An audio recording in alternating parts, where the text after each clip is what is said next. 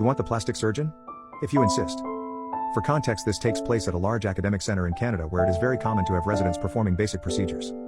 I once got a call as a senior resident from an emergency physician apologizing for consulting us for an irate woman with a small laceration on her hand, insisting that a plastic surgeon come to fix her right now. Of course, this was well within his scope of practice, but despite telling the patient this, she refused to allow just an EMERG doc to fix wound. He explains the situation and I decide that this would be an excellent opportunity for malicious compliance as well as teaching my junior resident.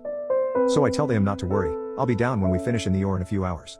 So I go down to see the patient with my junior, who just happens to be an off-service EMERG resident.